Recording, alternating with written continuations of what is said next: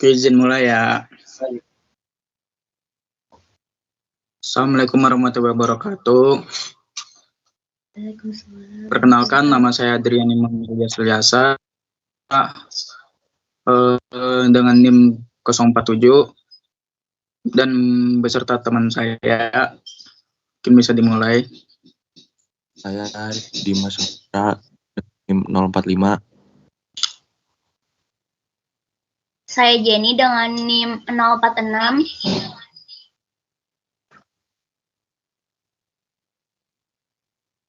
Saya Rehan Zaki Nafal Gunawan dengan NIM absen 040.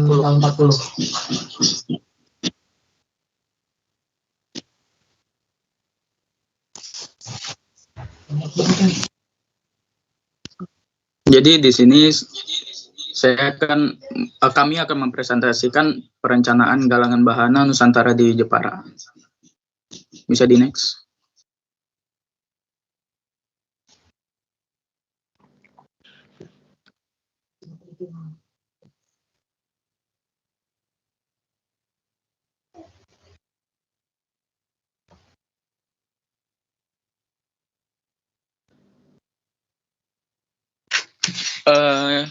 Slide pertama yaitu potensi maritim Indonesia. Di sini ada dua kelebihannya, yaitu kepulauan terbesar di Indonesia.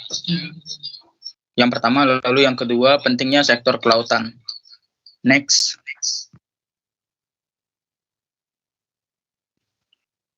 Perkembangan galangan kapal. Di sini ada 3 poin penting banget, yaitu pertama industri galangan kapal modern, yang kedua dukungan terhadap perikanan dan energi, dan yang ketiga ekspor dan kebutuhan domestik. Next. Lalu ada pemilihan lokasi galangan. Nah, kami memilih lokasi di Mulyoharjo, Jepara, Jawa Tengah. Nah, untuk pemilihan lokasi ini dengan beberapa faktor, yaitu pertama aksesibilitas, ketersediaan lahan, kondisi geografis dan cuaca, dan juga dukungan infrastruktur.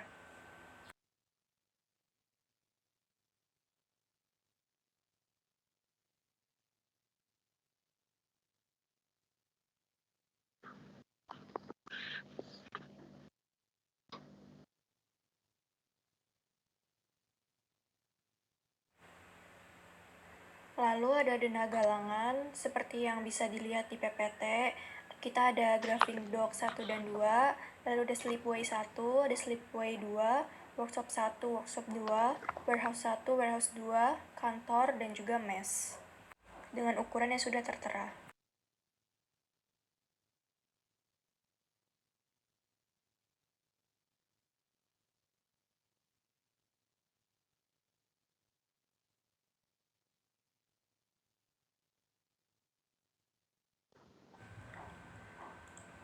Ini adalah side view galangan kami.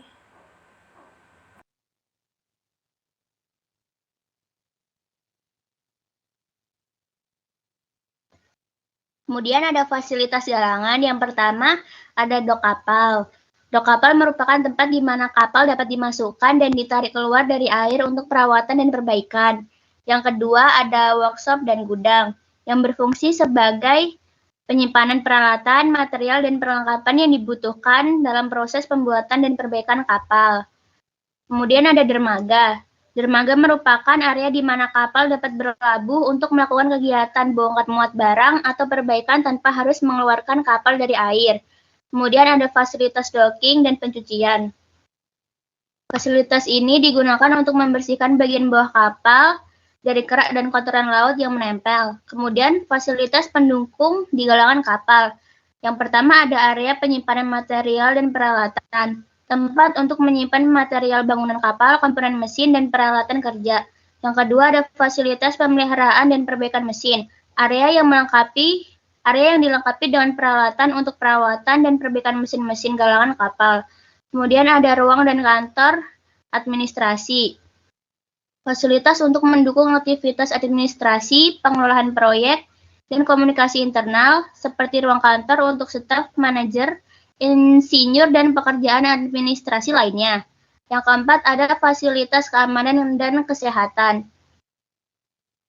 Yang kelima ada area parkir dan transportasi. Yang keenam ada ruang istirahat dan fasilitas kesehatan. Yang nomor 7 ada fasilitas energi dan utilitas. Kemudian ada fasilitas penyimpanan bahan bakar kimia. Yang terakhir ada fasilitas karyawan dan sosial.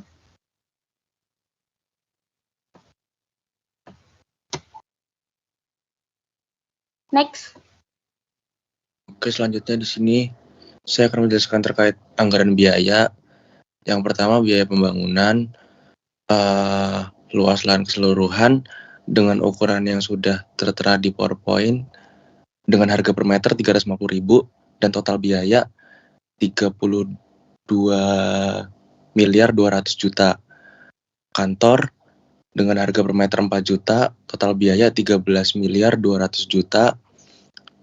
Gudang material dengan harga 3 juta per meter, total biaya 14.850.000.000. Gudang peralatan dengan harga 3 juta per meter, total biaya 14.850.000.000. 14.850.000.000 rupiah. Bengkel mesin dengan harga 3.500.000 per meter dengan total biaya 5.250.000.000. Bengkel outfitting dengan harga 3.500.000 per meter dengan total biaya 5.250.000.000. Toilet 2 juta per meter dengan total biaya 1.800.000.000. Pos satpam dengan harga 1.500.000 dengan total biaya 384 juta.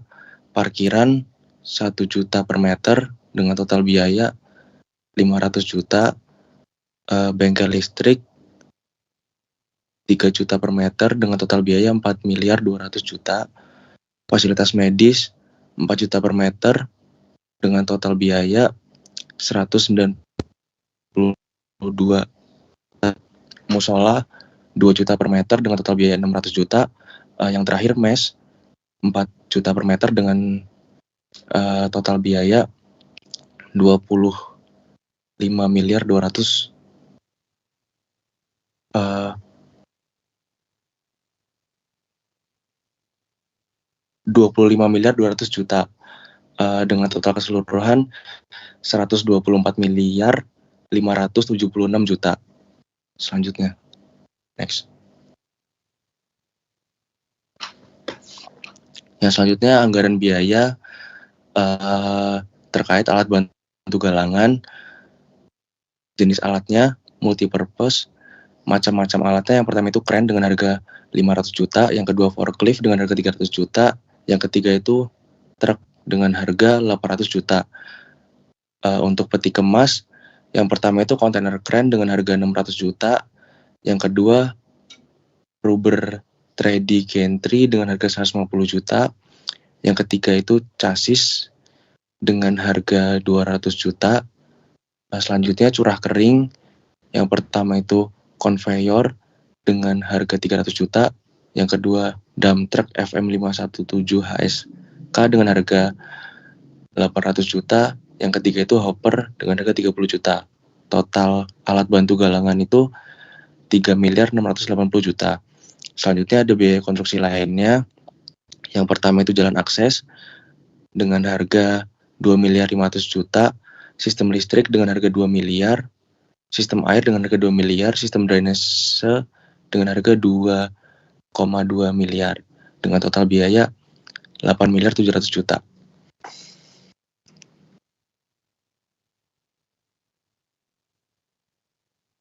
Oke, next. Yang terakhir adalah anggaran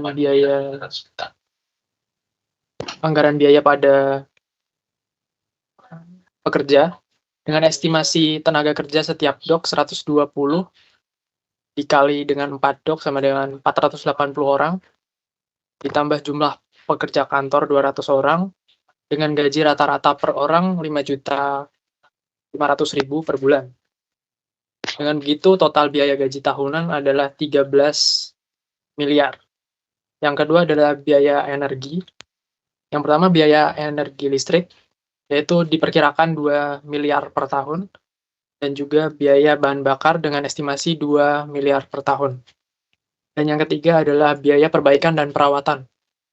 Yang pertama adalah perbaikan dan kerusakan dengan estimasi 2 miliar per tahun, dan juga perawatan pompa 1,5 miliar per tahun, dan juga inspeksi dan pengecatan dengan estimasi 2 miliar per tahun.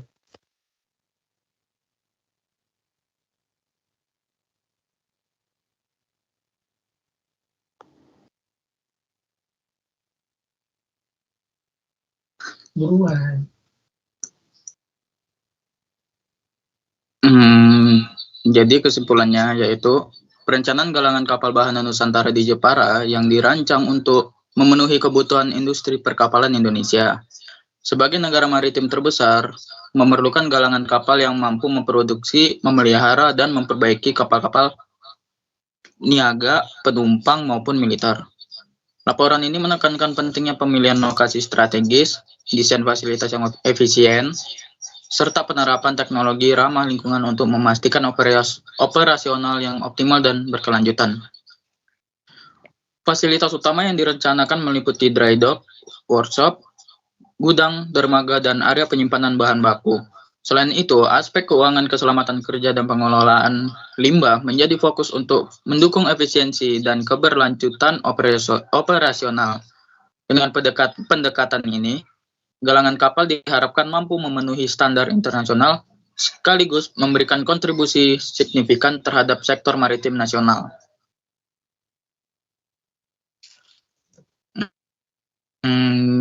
Sekian dari kelompok galangan kapal bahan Nusantara. Kami tutup. Assalamualaikum warahmatullahi wabarakatuh.